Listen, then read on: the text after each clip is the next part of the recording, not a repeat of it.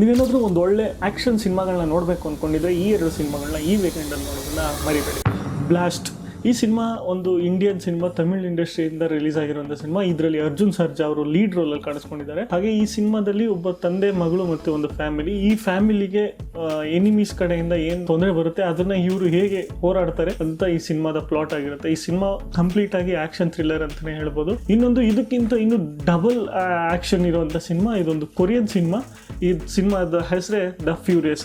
ಇದರಲ್ಲಿ ಒಬ್ಬ ತಂದೆ ತನಗೆ ಮಾತು ಬರೋದಿಲ್ಲ, ಆದರೆ ಮಗಳು ಒಬ್ಬಳೇ ಇರುತ್ತೆ. ಆ ಮಗಳನ್ನ ಚೆನ್ನಾಗಿ ನೋಡ್ಕೊತಾ ಇರ್ತಾನೆ. ಆದರೆ ಆ ಮಗಳು ಕಿಡ್ನಾಪ್ ಆಗ್ತಾಳೆ. ಕಿಡ್ನಾಪ್ ಆದಾಗಿಂದ ಅವನು ಅವಳನ್ನ ಹೇಗೆ ಬಿಡಿಸ್ಕೊಂಡ್ ಬರ್ತಾನೆ ಅನ್ನೋದೇ ಈ ಸಿನಿಮಾದ ಕತೆ.